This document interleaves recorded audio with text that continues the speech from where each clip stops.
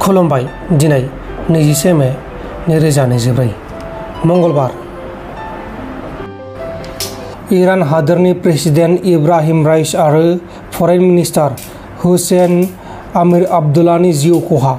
हेलिकप्टारजों थांबाय थानाय समावनो हेलिकप्टारा जाब्रबथाय जानानै बे जाथाया जादों। गंसे हेलिकप्टारावनो हादोरनि सानै दैदेनगिरिफ्रा दावबायगासिनो दंमोन आरो बे दावबायनाय समावनो हादोरनि थाखाय गोबां खहा जादों आरो इब्राहिम राइस बिथांखौ थांखांफिनथों होननानै हादोर नाङैनो आर'ज गाबदोंमोन, नाथाय बिथाङा जिउ गोमाबाय। मासे दाउनि थाखाय 3 सुबुंनि जिउ खहा। आसामनि काछार डिस्ट्रिक्टनि सिङाव थानाय लोखिपुराव मासे न'आव फिसिनाय दाउआ दैखराव गोलैलांदोंमोन आरो बे दाउखौ रैखा खालामनो थांनायाव 3 सुबुङा जिउ गोमादों। थैनायफोरनि मुङा जाबाय अमित सेन, मंजित देब आरो प्रसेनजीत देब। नगाव जिल्लानि सिङाव थानाय बुद्धा पाहाराव 37 नं राजा लामायाव आयेननि बेरेखा लांनाय 3 मोसौफोरखौ रैखा खालामनो हादों आरो जाथायाव लोब्बा थानाय गासै 2 दायनिगिरिफोरखौबो एरेस्ट खालामदों। बिसोरजों लोगोसे आरोबाव 3 दंबावोमोन, नाथाय गुबुन 3आ खारखोमालांनो हादों। हमजानायफोरनि मुङा जाबाय आइदिल हुसैन आरो सादिकुल इस्लाम। गुबुन खारलांनायफोरनि मुङा जाबाय रिकिब हानान आरो मुजकार रहमान। दा बिसोरखौ एरेस्ट खालामनो थाखाय नागिरगासिनो दङ। आसाम पुलिसआ बङाइगाव ओनसोलाव सासे हिनजावसा गथ'खौ जिनाहारि खालामग्रा गासै 5 दायनिगिरिफोरखौ एरेस्ट खालामदों। जेब्ला हिनजावसा गथ'आ गावनि बयफ्रेन्डजों भुबनेश्वर हिल्सआव बेरायनो थांदोंमोन, बे समावनो दायनिगिरिफ्रा बिसोरखौ हमनानै सानैखौबो गाज्रि खामानि मावनो होनानै भिडिअ'खौ रेकर्ड खालामनानै भिडिअ'खौ ससियेल मिडियाआव भाइरेल खालामनो हागोन होननानै सिगिनानै रां दाबिनानै हिनजावसा गथ'खौ जिनाहारि खालामदों आरो जाथाया जाखांनायनि उनाव हिनजावसा गथ'आ पुलिसनो केस होयो आरो पुलिसआ जाथायखौ नायबिजिरनानै दायनिगिरिफोरखौ एरेस्ट खालामदों।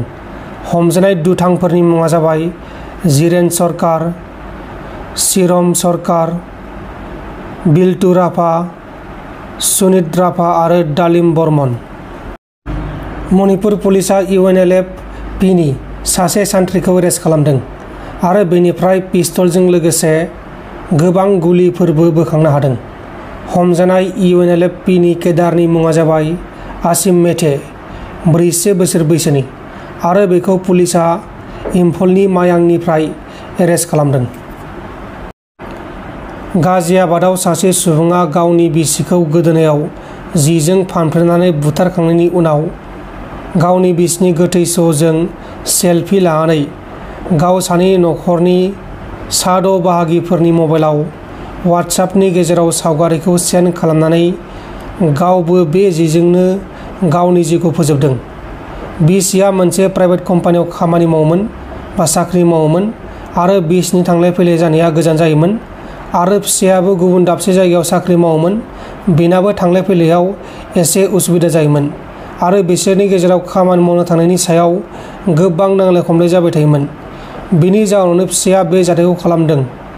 थैनाय बिसि फिसायनि मुङा जाबाय श्याम गस्वामी, 30 बोसोर बैसोनि आरो प्रिया, 28 बोसोर बैसोनि। गुवाहाटीआव पुलिसआ सासे सिखावखौ एरेस्ट खालामनानै हाथिगाव पुलिस बाजारनिफ्राय हेल्थ चेकआपनि थाखाय जोबथेसालियाव लांनायनि सिगां हेल्थ चेकआप खालामनाय जायो। बेनि सिगांनो हेल्थ चेकआप खालामनो लांनायाव बाथरुमाव हासुनो थांनो होननानै थगायनानै खारखोमा लांदों। खारखोमा लांनाय सिखावनि मुङा जाबाय लातिफ आली। लातिफ आलीआ पुलिसखौ थगायनानै जायगायावनो खारखोमा लांदों। नोंथांमोन दिनैनि खौरांफोरा बेखिनिल'मोन।